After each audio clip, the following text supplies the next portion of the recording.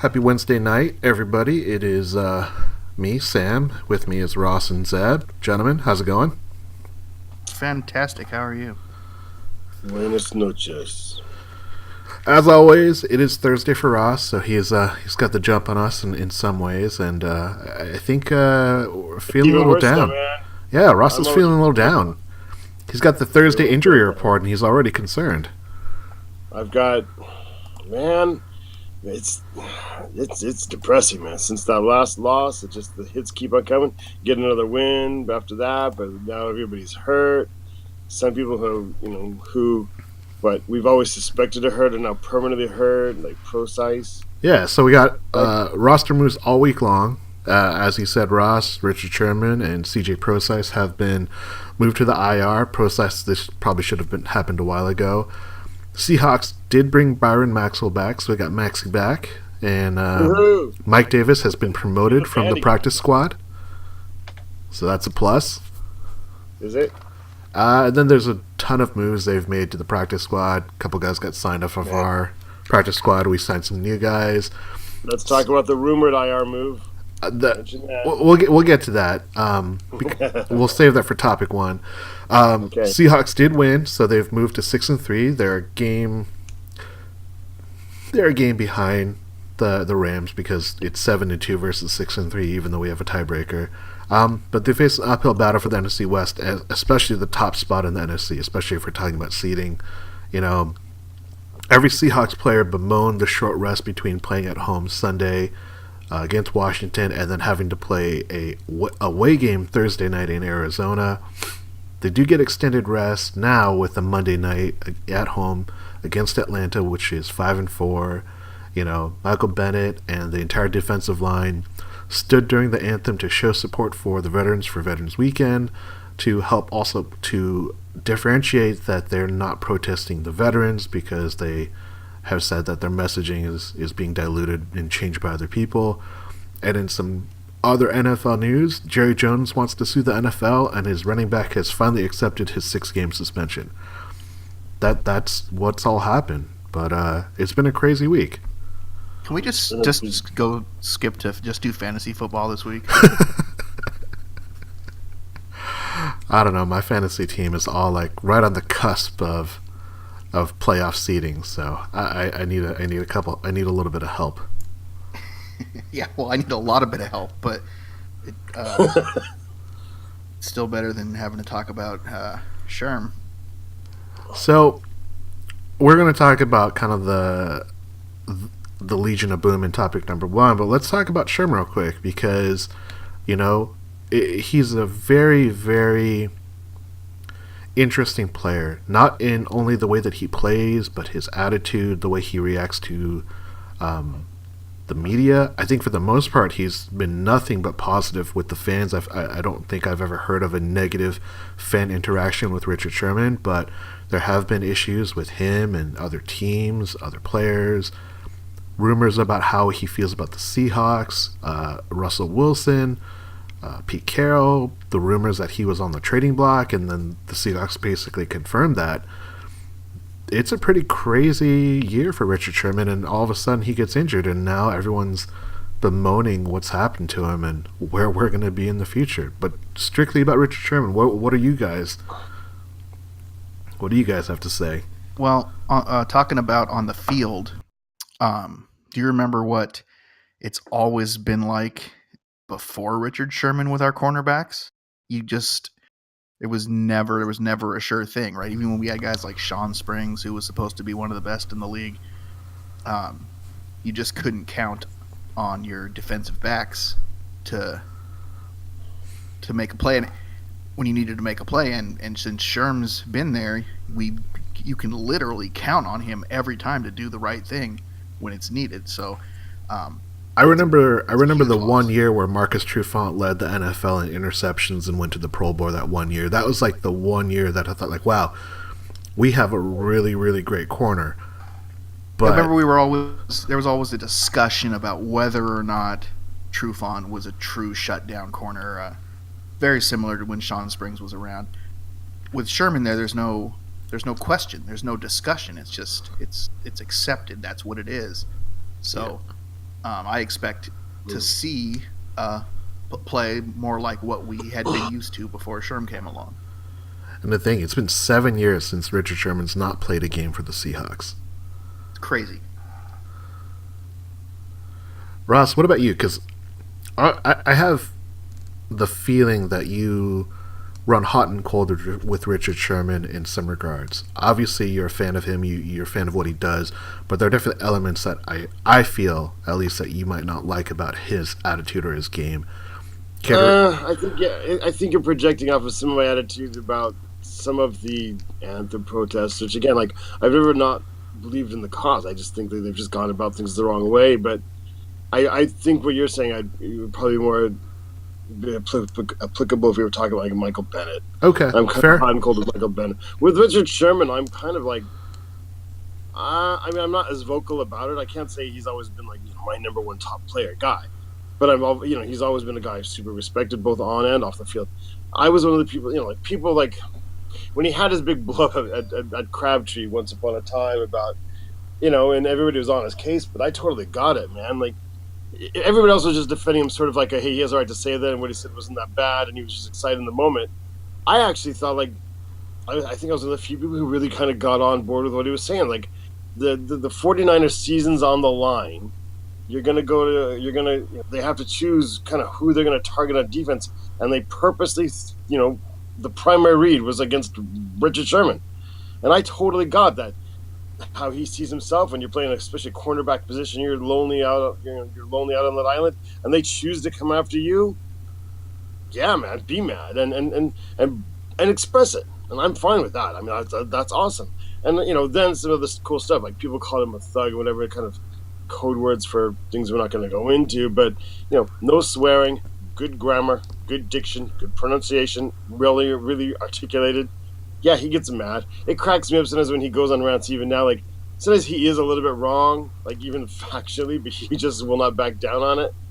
And there's probably a little bit of me in that, so maybe I like that as well, too. But, I don't know, man. Like, I think we're about to find out how spoiled we've been, because you can't, even if you have a number one cornerback on your team, you don't normally assume it just completely shuts down one side of the field like it does with Sherman. So we're going to feel like what the rest of the NFL normally feels like.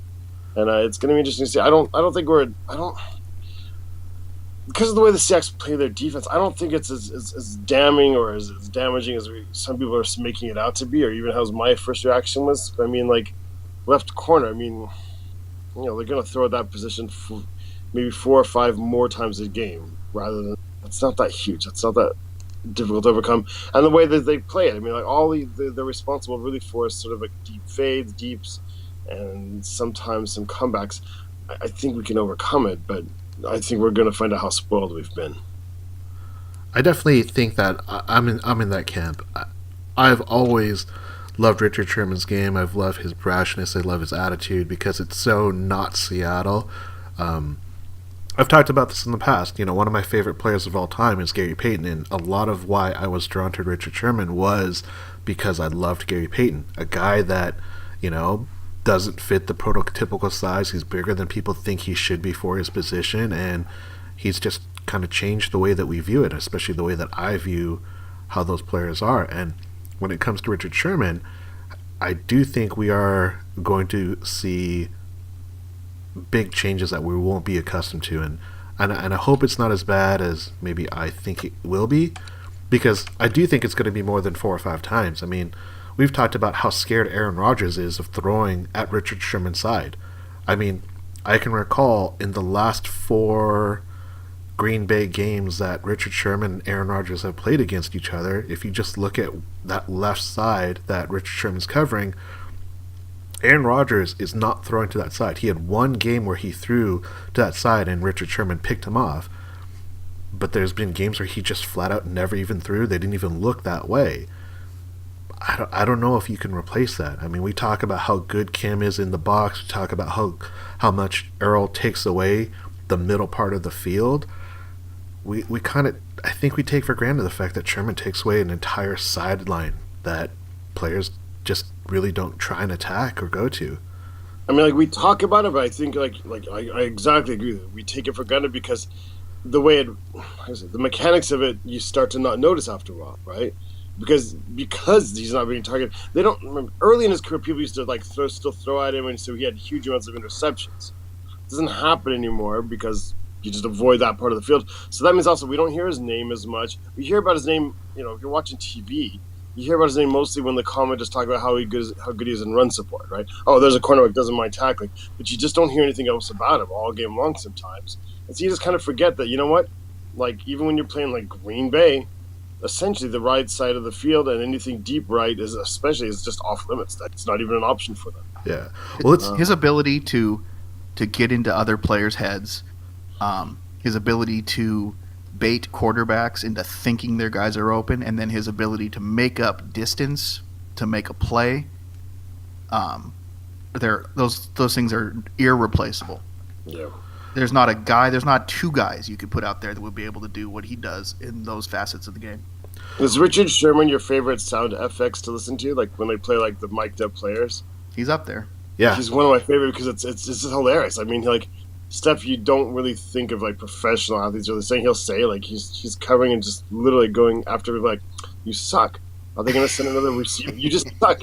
You. I mean, once upon a time, do you remember the Minnesota game years back? Where he was yawning and he was baiting the wide receiver? Yeah. He was covering Joe Webb, who was just, I felt bad for Joe Webb because Joe Webb was in his first year converting over from being a quarterback, right? He's just trying to be in the NFL still, trying to, be flexible, like what Terrell Pryor earlier wasn't going to do. He was like, okay, I'll play some position. I'm just trying to do my best.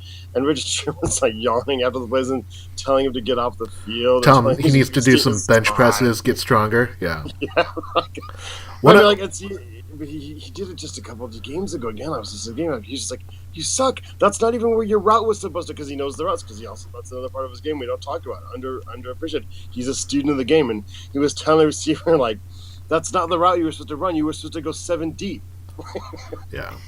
One of the best FXs was the Super Bowl year when the Seahawks won, and it was that I think it was the Sunday night game where Seattle just blew the roof off of the Niners. Saints. No, it was the Niners. It was early in the season, and Marshawn Lynch and Richard Sherman were on the sideline, and Marshawn Lynch was mic'd up, Sherman was mic'd up, and they start talking about it, and he said like they're talking about how good they're playing that day.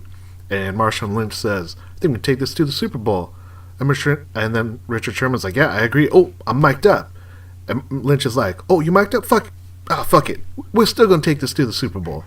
And that candidness that Richard Sherman, I think, does bring out because he is such a chatty guy, that's one thing I think the team will miss. Now, what will be great is he's still going to be on the sidelines. He's still going to be being like basically another coach because I think that's kind of what he's set himself up as. But let's talk about it in topic number 1. So topic number 1, what does the LOB mean to you, and what's its future? Zeb, what do you think about this and this another evolvement of that Legion of Boom and that defense? Well, to me, the Legion of Boom is everything. This is the first time that I can remember in my life the Seahawks having a position group that's the best in the league, that's recognized as the best in the league. Like, we have a legitimate nickname that counts. It's not just something we're saying amongst ourselves as Seahawks fan, but everybody else across the league knows it and understands it. We've had the best wide receiver in the league before. We've had arguably the best running back in the league before, the best left tackle in the league. But those things are all, there's discussions to be had about that. There's no discussion when it comes to the Legion of Boom. That's the best secondary in the league for at least 2 or 3 seasons, maybe longer. So to me, it means relevance to this team even before, we won the Super Bowl, which obviously, makes you relevant at least for that period of time. But it was relevance before that. So when that's gone, it's going to be a very difficult thing to get over as a fan and to replace, from a team standpoint. We have some good young guys, and we have over the years, but I mean, God, look at that. Like, having literally the best cornerback, the best strong safety, and the best free safety in the game for 5, 6, 7 seasons, it's almost unheard of. So the future, if and when, whether, I don't know that it's this year necessarily, but it's starting to show signs. It's going to be a real tough pill to swallow as a fan. Ross, what about you? What do you think's happening? What do you think of the LOB and what's going to happen next? See, for me, I kind of debate in my mind, does LOB sort of mean like the defensive secondary under Pete Carroll? Or does it kind of refer to that magical time of the LOB, like 2012, 2013, 2014? There was like 20 interceptions a year. Cam Chancellor was blowing people up regularly in every game almost. It was like a memorable hit. Earl Thomas coming down with interceptions. Richard Sherman coming down with interceptions, not just locking down the side. Or does it just mean kind of, like you said, like today we still have, if Richard Sherman was healthy and if Cam Chancellor was healthy, we still have those three guys who are probably locked in Hall of Famers now. It's 7 years of career, but it doesn't quite feel the same to me anymore. Like I said, part of it's offensive has adjusted. Some of it's they've matured. Some of it's I don't want to say the fire's out, but you don't play the same when you're 30 as when you were 22. You have to be smart, and you also just have that natural economy of movement come up. Cam Chancellor now realizes if I tackle the guy and he's down, or I blow the guy up and I hurt myself and he gets hurt, actually it's equally down. So I'm going to preserve my body a little bit. I don't think he's actually trying even as much to blow people up. And then that also early on we had Brandon Brown as the other corner. And there was something weird about having a 6'4", 250 dude over another corner who was also blowing people up. So for me, the heyday of the sort of what I really meant by LOB is actually kind of over. I kind of wish the term would slowly kind of fade out and have it encapsulate our first early Super Bowl runs. Is it still the LOB now? Maybe it is. And if it is, then it will become the long-term nickname. And I think they've actually started restocking. I think Griffin's going to be, the next and new generation of it. And they've drafted some safeties who are probably going to get some more playing time next year. And we'll see if they've chosen wisely. Hopefully it's something that can be sustained. But I don't know if you can sustain 3 Hall of Famers, into the next generation. So maybe it's the waning days, even if you just define it as a special group of back there. I don't know. Sad. Yeah, I side a little bit more with you, Ross, than I do thinking that the LOB refers to the entire defense.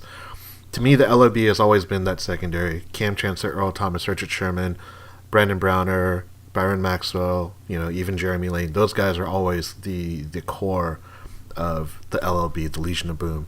And I strongly believe that even more so because when Richard Sherman won the Madden cover, he made it so that his other starting secondary got to be in the game with him. So even though he's on the cover, when you boot up that version of Madden, the start screen, when you have to hit start or option or whatever button to get into the actual games and the menus, it says #LOB, and it's all 4 of them. It's Richard Sherman, Cam Chancellor, Earl Thomas, and Byron Maxwell. So it's those guys showing up together. So that is what I think of when it comes to LOB. So when I've always said LOB, it's the LOB and the defense. And it's not a disrespect to the linebackers or the defensive linemen, but it's just that secondary was so good. They were just so amazing. And, people tried to test them, and they got hurt by it all the time. And I think even more so now, when they added Sheldon Richardson, and now that they've added Dwight Freeney, they still refer to that defensive front as Death Row. They don't call it Legion of Boom. That's Death Row.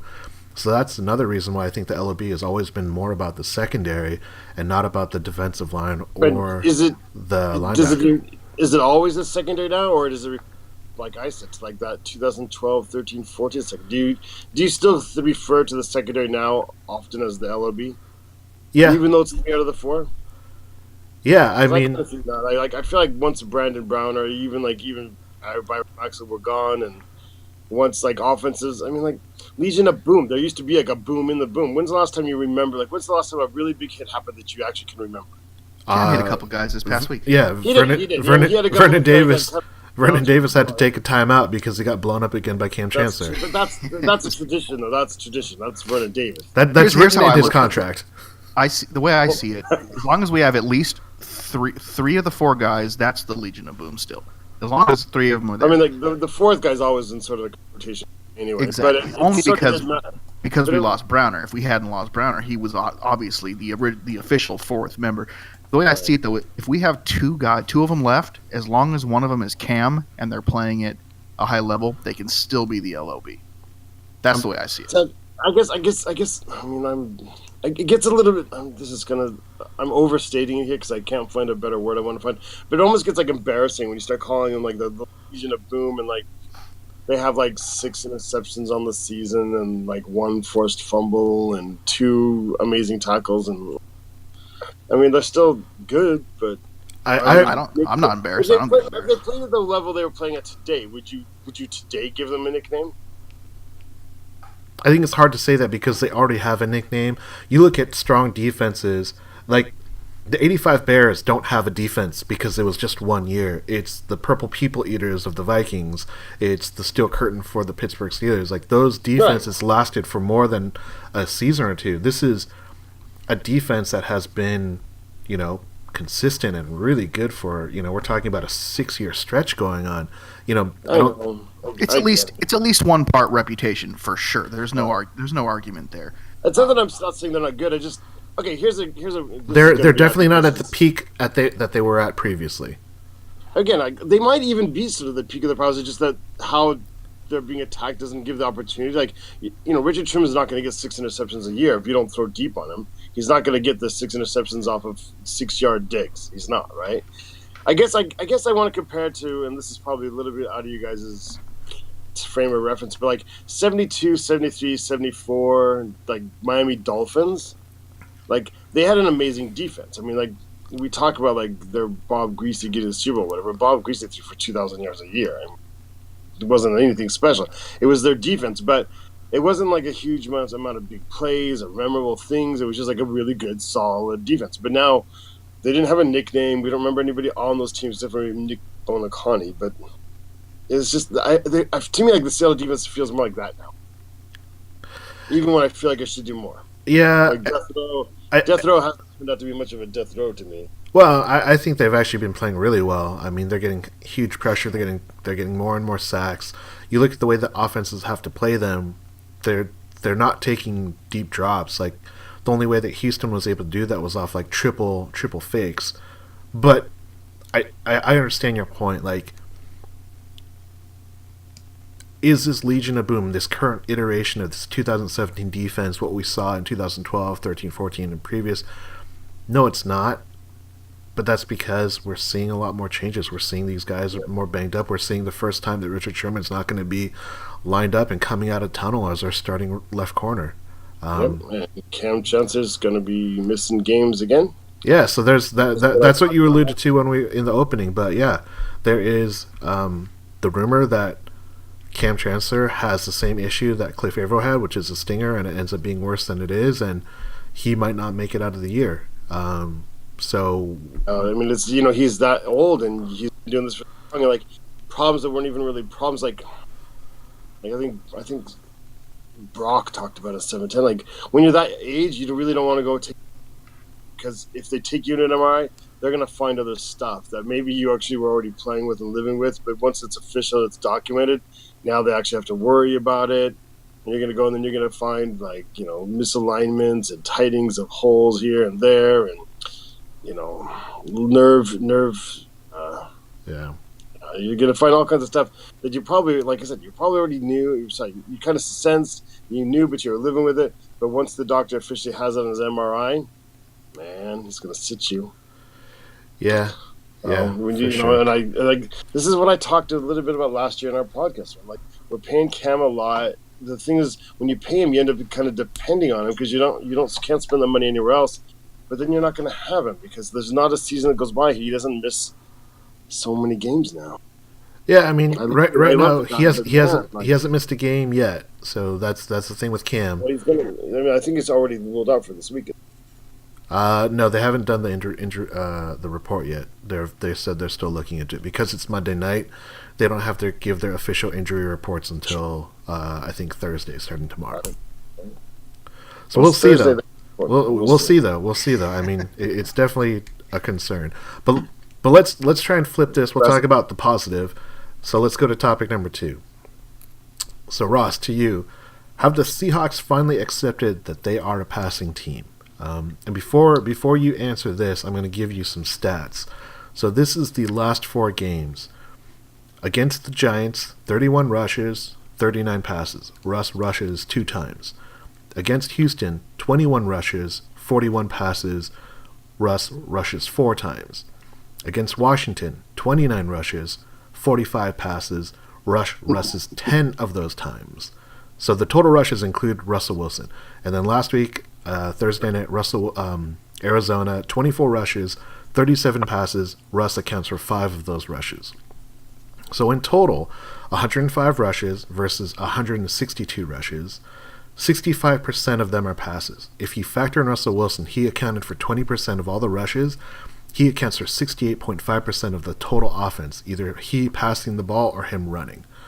Have the Seahawks finally accepted they are a passing team? Well, it's funny because they don't really, they're not doing the read options. So almost none of those runs by Wilson were designed that way either. So that means basically those were passing plays as well, right? Yep. So you're talking about, doing the math real quick, you're talking about 65% passing. 65% passing. About right? No, that's the number.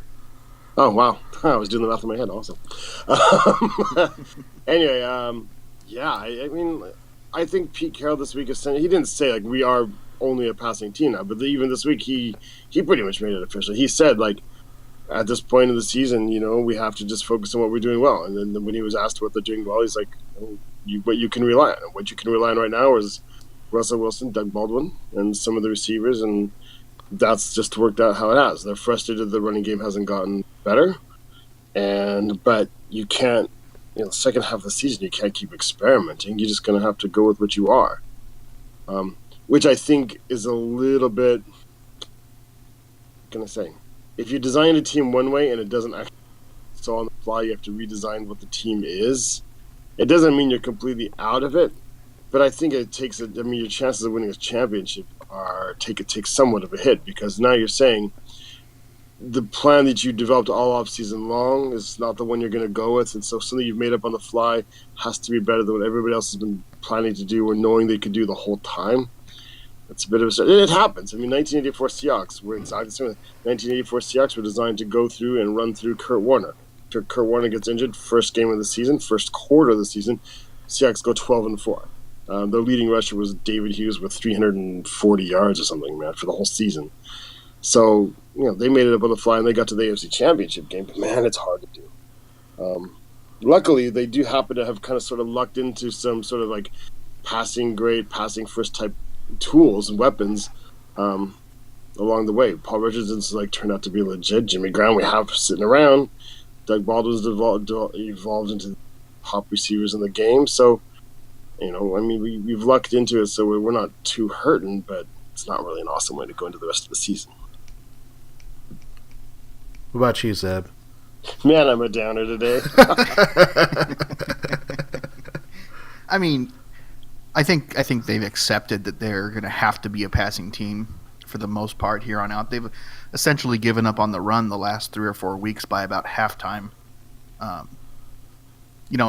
of me wants to see them kind of commit to a guy and let him get in a rhythm, but maybe that's just not possible with the guys they got in there right now. So, I'm confident when the ball's in Russell's hand, when Russell has to take over, he pretty regularly does successfully. So if that's what we have to do, then that's what we have to do. I would like to see, if we do just come out just slinging and throwing the ball around, I would like to see them, Darrell Bevel in particular, as far as the play calling goes, take advantage of that and maybe do some more running later in the game when maybe the other team isn't expecting it. I don't know. You would think some draw plays would start working now as well. you would think, or some screens, right? Yeah, but we suck at screens. We've only had like 2 all year. Yeah. Well, that's the kind of thing. Like, we don't know if we suck at screens because like the body of work is 2.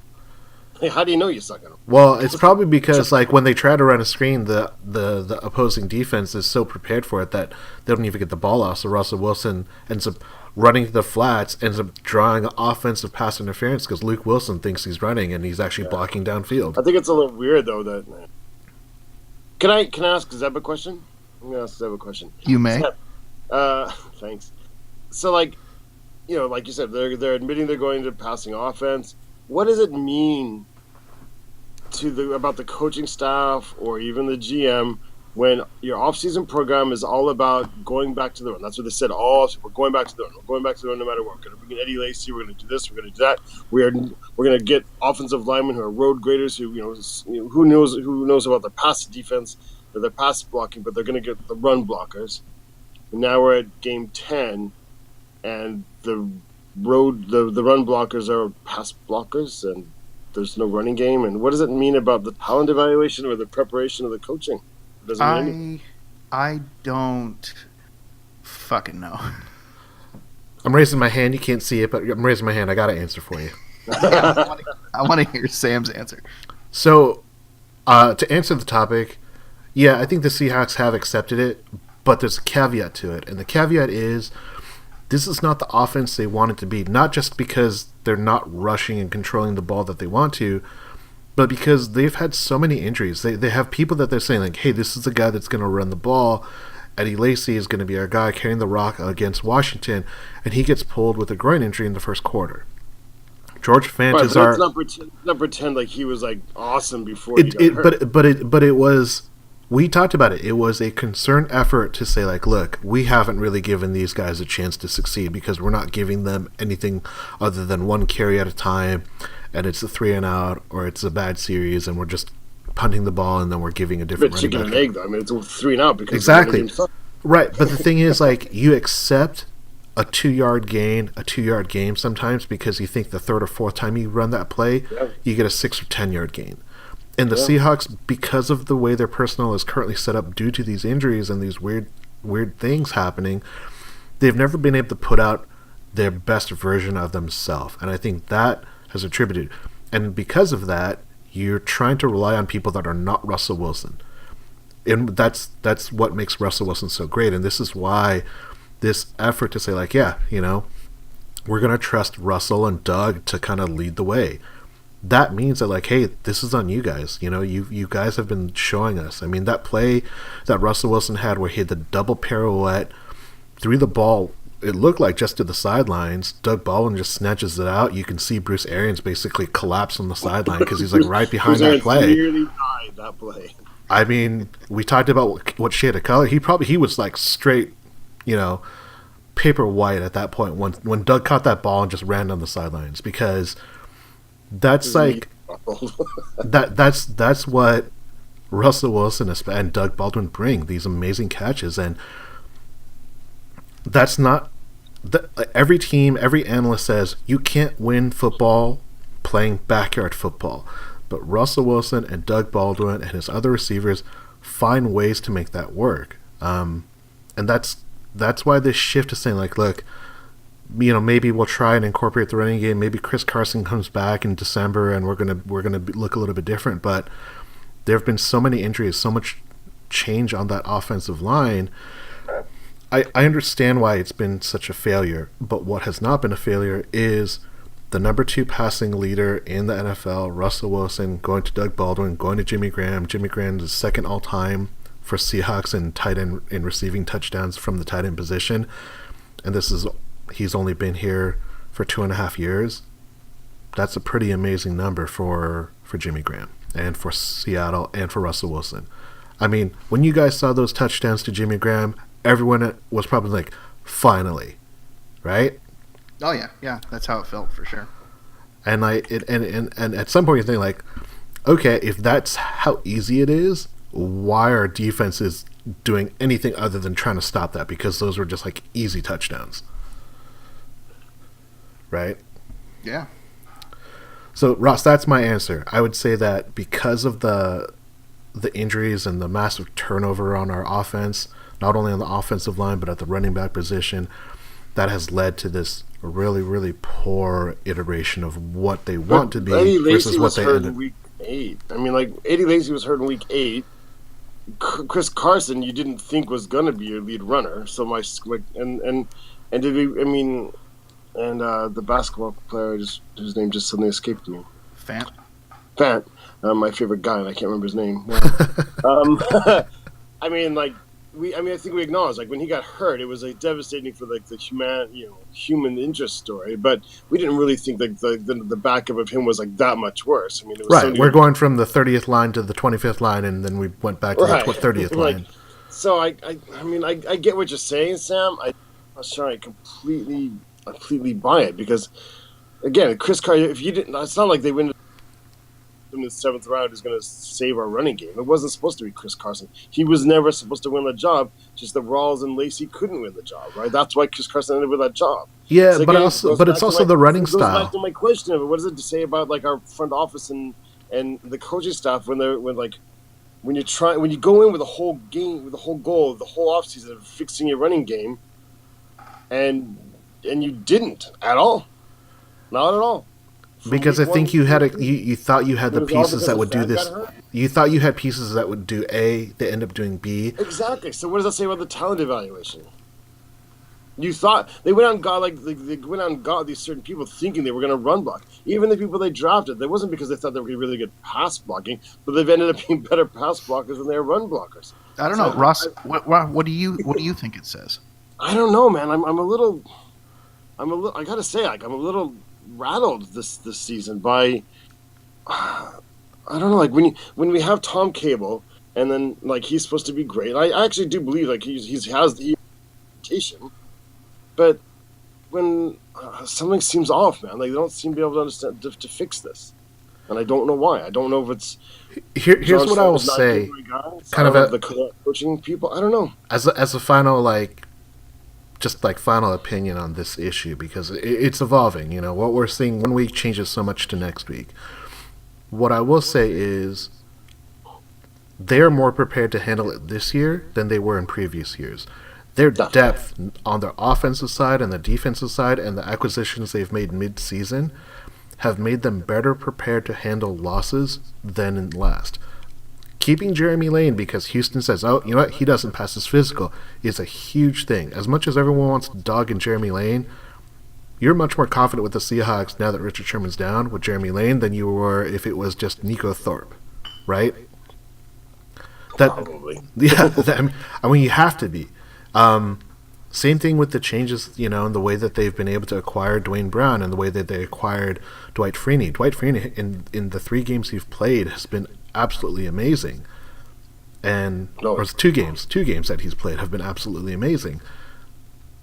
That is just what they're trying to do, you know, and I think it's the positive aspect of it is that they are better prepared to handle that kind of positional roster adversity than they were in previous years. I mean, you know, we're not going to Steve Terrell as our free safety or backup strong safety. We're going to Bradley McDougald, which is, you know, a lot better than what we were seeing previously. Yeah, for sure. Well, I mean, that's one of the things I don't worry too much about the camp. I mean, we're not going to get the big plays, but I do think McDougald, as far as like the duties and things like that, I think he can do a pretty good job of filling in Cam. I mean, I think it's easier to replace Cam in a sense than Earl. Like Earl, it's the range and everything else. We're not going to get the big hits and maybe not even the forced fumbles, but I do think like as far as just the basic responsibilities of making the tackles, I think like McDougald fits that role pretty well. I think. Yeah. I hope. I don't know if I'm just kind of convincing myself though. All right. Well, let's cheer up Ross and talk about our love. Our Seahawks love lives. We're going to talk about topic number 3. So for the Homer Corner, we have the question: will you love any current Seahawk more than your first Seahawks love? So we all are, you know, I would say longtime Seahawks fans, and we all have players that are near and dear to us. There were no Seahawks fans in 2012, man. Did you know? I thought it was 2005, but, you know, I could be wrong. Sorry. You're right. It was both times. All the ones that became fans in 2005 died in 2006 and then reincarnated in 2013. Exactly. Zeb, what do you have any Seahawk love that is going to be surpassed by anyone on the team currently? It kind of makes me sad to say it, but it also makes me happy. Yeah, absolutely. There's probably 10 guys on the team right now that when it's all said and done will be at the level or higher than my previous. Well, let's do it in order, man. Who was your first Seahawk love or loves? Steve Largent was my first and longest. And then Matt Hasselbeck is also a... Like, who's like your like previous Mount Rushmore? Definitely... Yeah, Largent. I would say Largent, Hass, Marshawn Lynch are basically my favorites of all time. Right. But when this is all said and done, Russell Wilson and about 19 guys on defense are all going to be right up there in that category. No. So yeah, the whole Legion of Boom, Russell, Michael Bennett, like we're so spoiled with this squad that we've had over the last few years. It's pretty crazy to put it in that historical perspective like that. Like if you're one of those guys who like always buys the jersey only your favorite guy or the best guy, like you kind of screwed. Like you're bankrupting yourself these days because you have to buy like 10 jerseys a year. Yeah, well, that was it. We used to have one guy who was kind of the best guy on the team. Everybody had like Steve Largent's jersey, and then everybody had like Brian Blades. Everybody had Sean Alexander. Right. But now it's like, dude, I gotta buy all these jerseys. Yeah.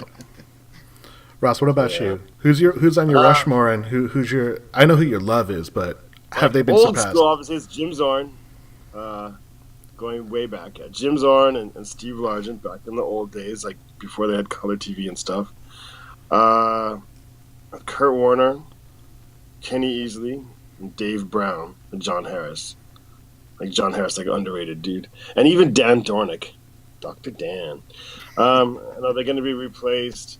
I mean, like they got replaced by like the 2005 version. Like Matt Hasselbeck kind of snuck in there. I respected but didn't really love Sean Alexander. But, I was kind of into Jordan Babineau for a while. Big play Babs. Yeah. And then Ken Hamlin. Yeah, I was kind of into that. But I don't know if those guys truly replaced my first loves.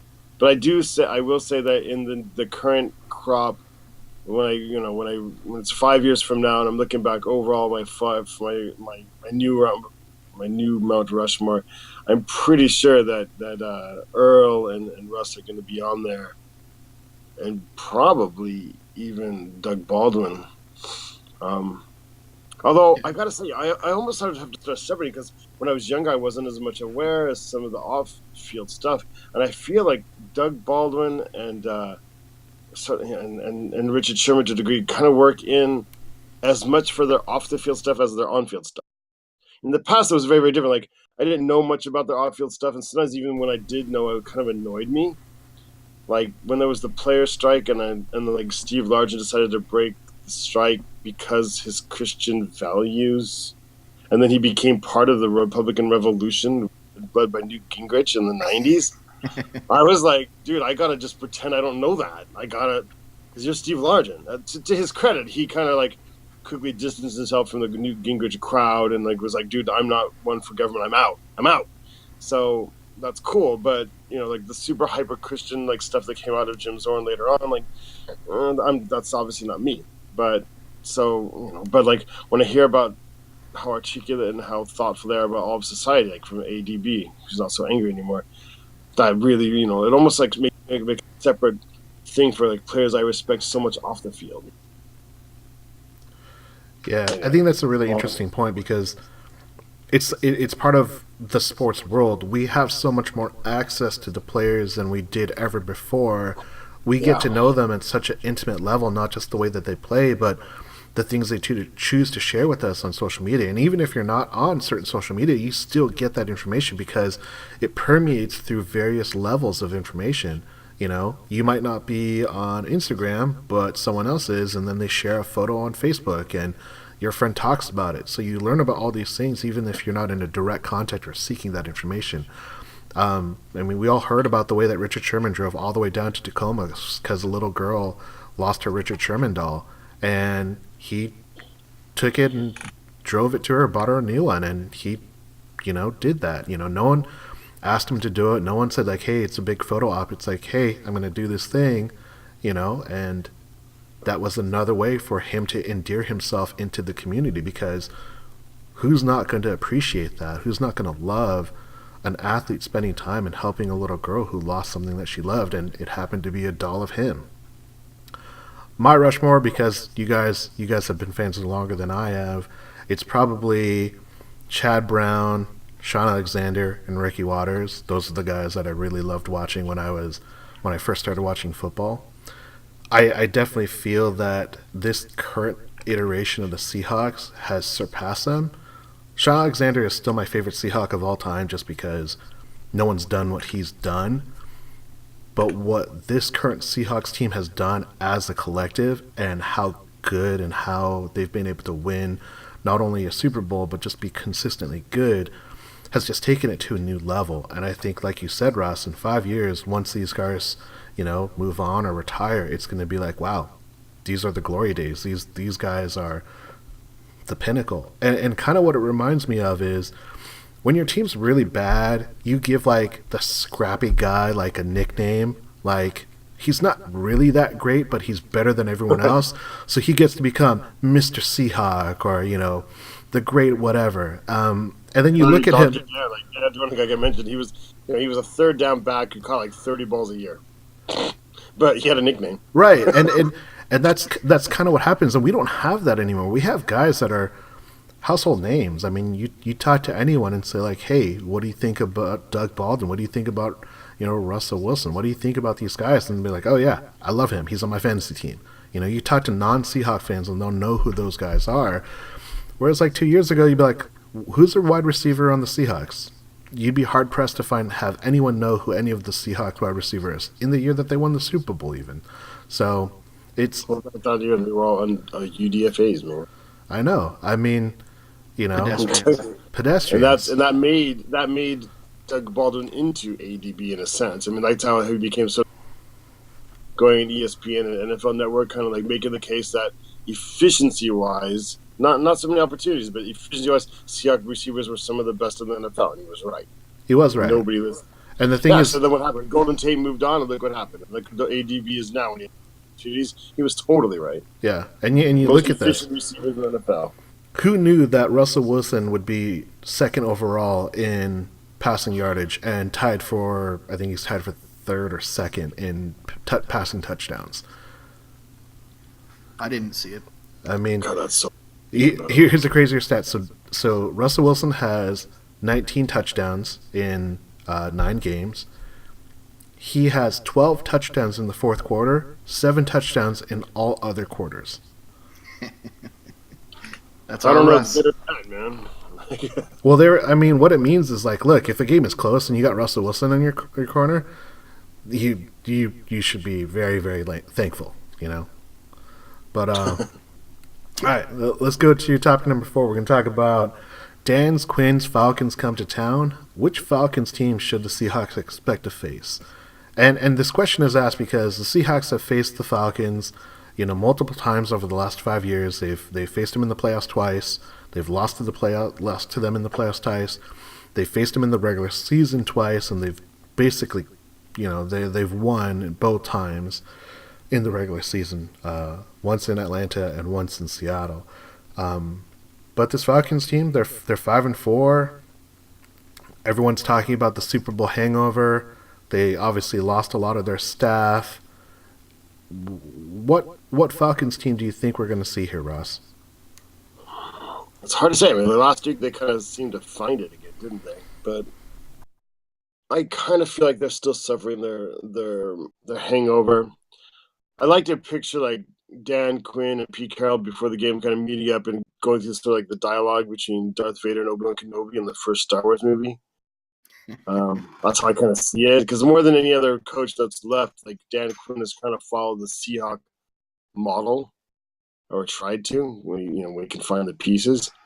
I gotta say, I don't really think I have a really good feel for this game, because it's one of those weird things where, like, a team has a pattern all season long, and this seems to have happened just a few times this year. A team has a pattern all season long.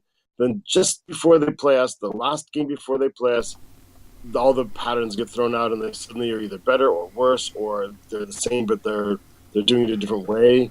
And so I'm kind of hopeful that it's an easy game, and the Falcons are still just not over the hangover, and they're not so good, like they haven't been. Julio Jones only has 2 100-yard games. He's got 1 touchdown on the season. I'm kind of hoping like that's the Falcons we're playing. Then I look at the last game, I'm going, a few things kind of came alive there. And they love to throw, and all of a sudden our pass defense is a bit injured, super injured. So it could be a challenge. I'm not a big believer in Matt Ryan, so I think we've got the advantage there, and I think he's going to give us a couple, at least one. Last week I was not wrong when I said what's his name was going to give us 2, because he did give us 2, but they didn't catch him. So that's not my fault.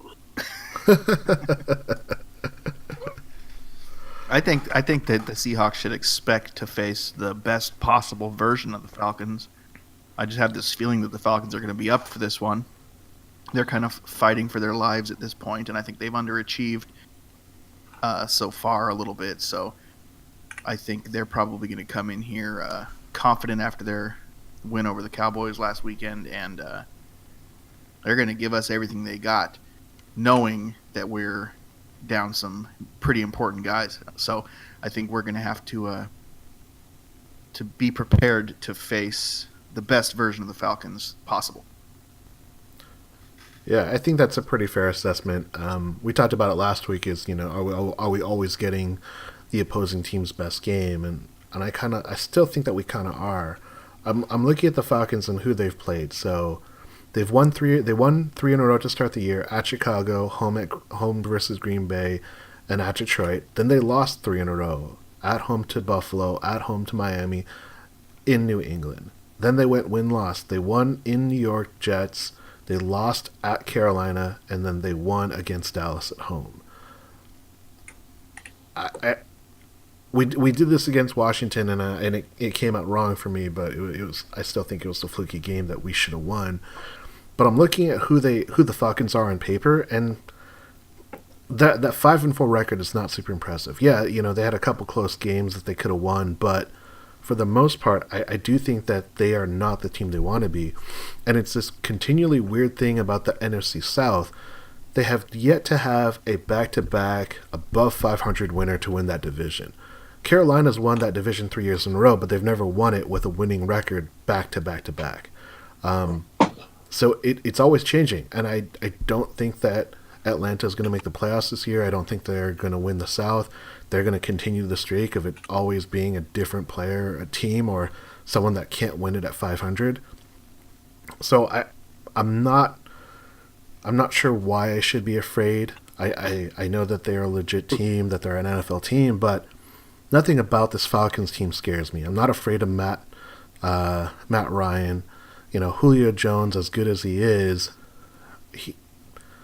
he's not the be-all, end-all when it comes to wide receivers, especially in this year. Yes, he has a bunch of yards, but one touchdown through 9 games is not impressive at all. I mean, we're talking about Seahawks players that have more than 1 touchdown, and they're a volume passing team. So I think if Earl is back, and by all accounts he should be, that's going to be a huge benefit to Seattle. And when we played Atlanta at home last year, we didn't have Earl Thomas, and I think that showed, and that hurt us. I think this is going to be in our benefit, having Earl.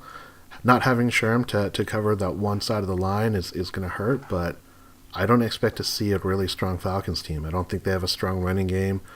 I think their passing game is subpar compared to last year, and I still think that we're going to have a really strong defensive front because Matt Ryan is not the most athletic quarterback, and if their offensive line can't hold, I really like our defensive line and where it stands. Would you have somebody shadow Julio Jones, and if so, who? Or would you just kind of play standard whoever lines up on whatever side? I think that we are going to see the defense change itself up. I don't think we're going to play a lot of cover one with Earl playing up top, especially if Cam's not there. I think we're going to go more to a 2 safety look, and I think it'll be a lot of zone as opposed to just playing man, which the Seahawks have been playing a lot more of recently.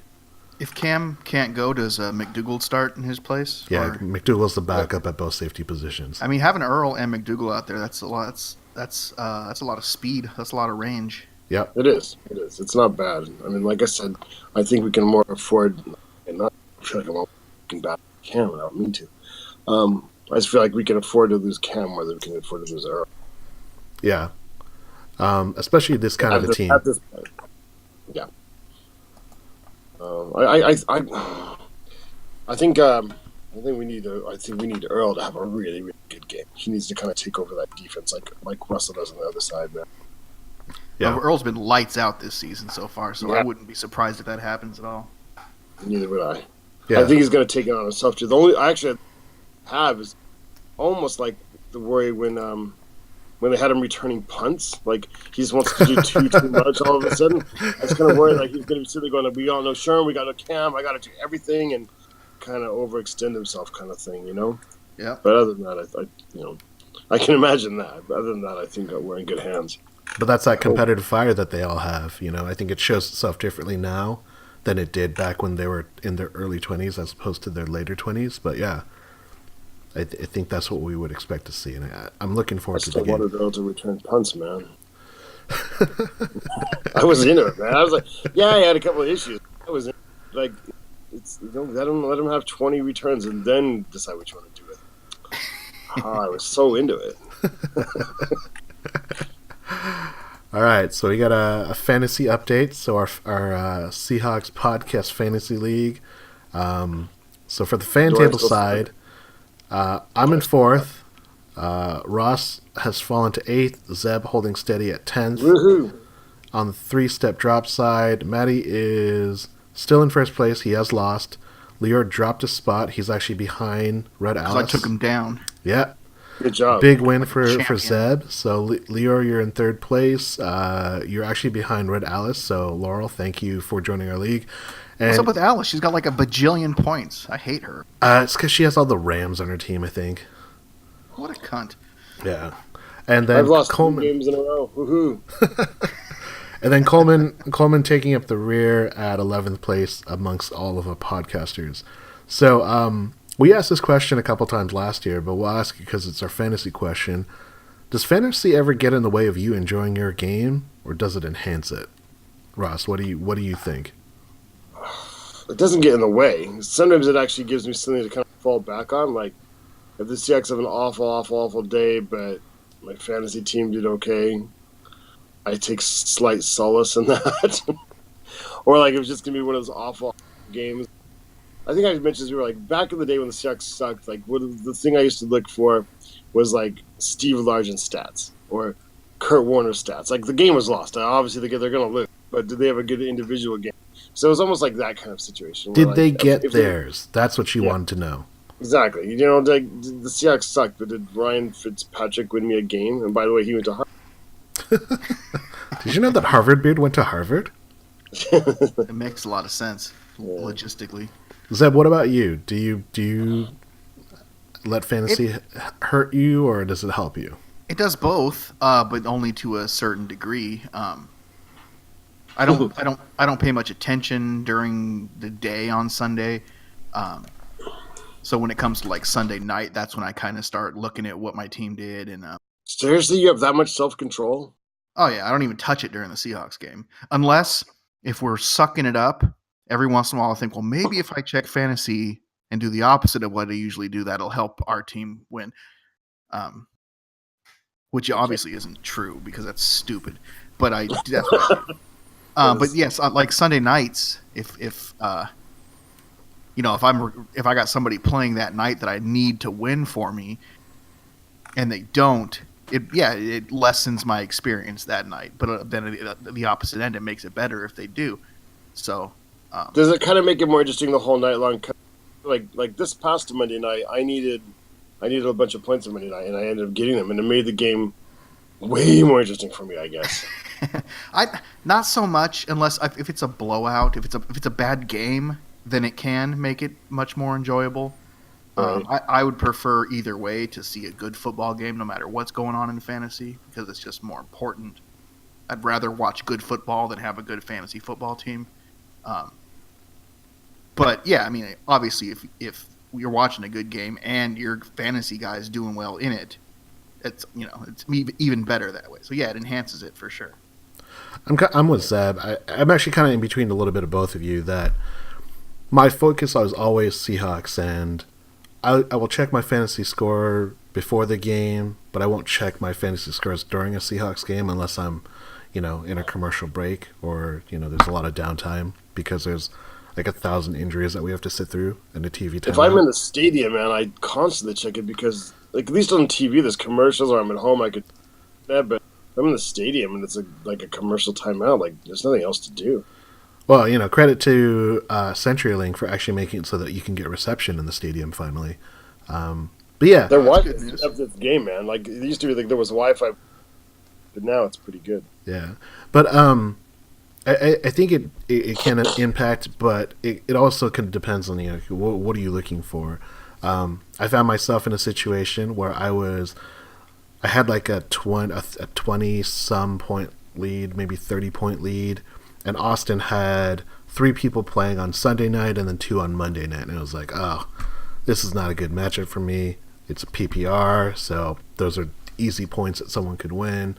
Sunday night, his wide receiver, Demaryius Thomas, gets a garbage time touchdown when the team's already down like 25 points. And I kind of gave up. I didn't even bother watching the Monday night game because I figured, well, it's not going to end well for me, so don't worry about it. Focus on other stuff. And then I ended up squeaking out like a 4-point win. So nice. But I know that if I had watched that game, it would have just made it so that, like, look, am I able to actually enjoy this game, or do I care more about fantasy? So I try not to put myself in those positions, and I just kind of say, like, look, don't get so crazy that you can't enjoy football as a whole. So I'd rather just not pay attention to it and just kind of let it slide. Yeah, but that's just me. No, that's good. I think that's a good, healthy way to be. Yeah, it's definitely a lot more enjoyable in life. Yep. I'm not healthy or enjoyable. All right, well, let's get some predictions going on. So, Zeb, I'm going to let you lead us off with predictions here. Final score, Seahawks versus Falcons. Seahawks 27, Falcons 17. Ross? Seahawks 38, Falcons 31. Ooh, that's a high score. Man, like, we're passing, man. It's high scores now. From now on, you can't assume we like 17 points wins it anymore. Man. It's a Monday night game. I don't know what the weather's going to be like. I'm gonna stay with the low scoring game. I'm gonna say 21-17 Seahawks win. Okay. Who's gonna have more yards, Julio Jones or Doug Baldwin? I'm gonna go with Julio on this one. I'm going to go with Doug Baldwin with the upset. I'm going to go with Doug with a squeaker. He's going to get a little bit more volume, which is going to help him get the yards. They're just going to take deep shots at Julio and see if that works out for them, but I don't think it will.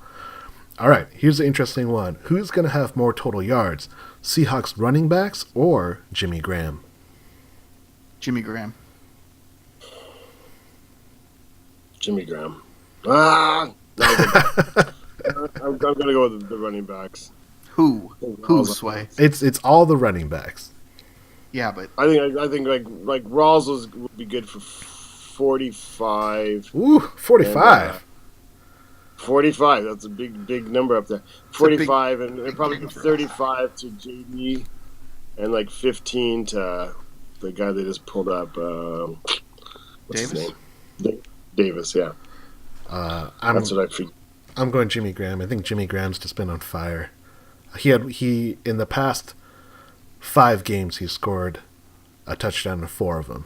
So I'm going to say Jimmy Graham. Right, but his yards haven't been huge, right? He's just had lots of touchdowns. Yeah, but the Seahawks running backs are not going to get any yards. I mean, Yeah, he doesn't need much yards, unfortunately.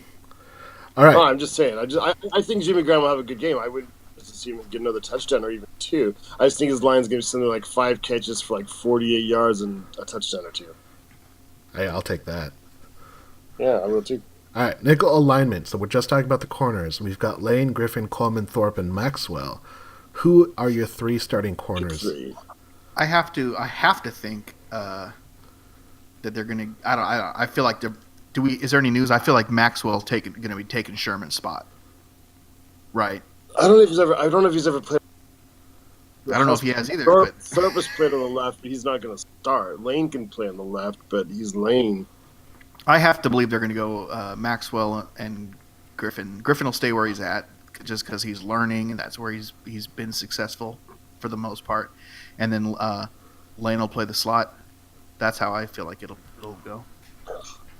I think Griffin obviously stays on the right side. Coleman and Lane kind of rotate in the slot.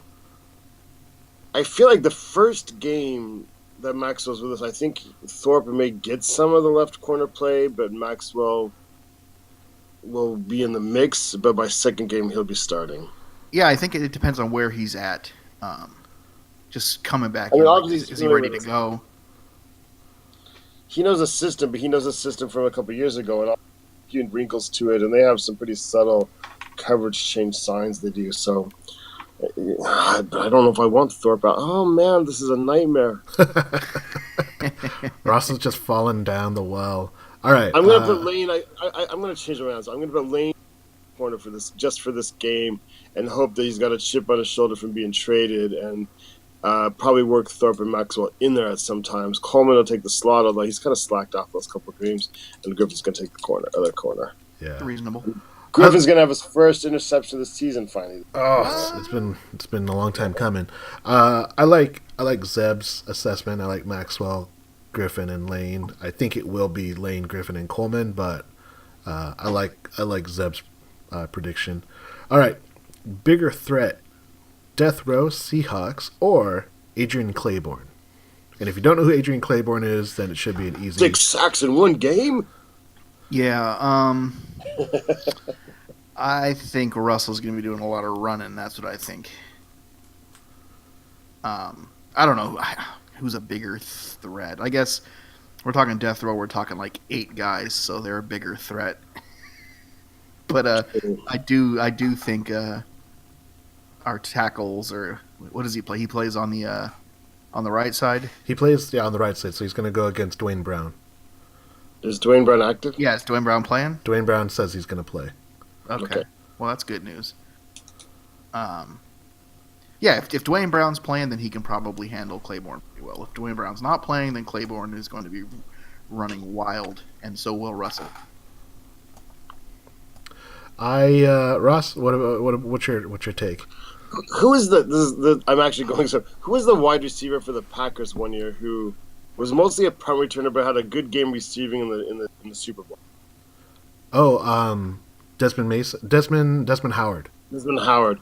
I feel like Adrian Claiborne is sort of Desmond Howard. Like, he had this one amazing game because of a missing left tackle, and that was like a household name.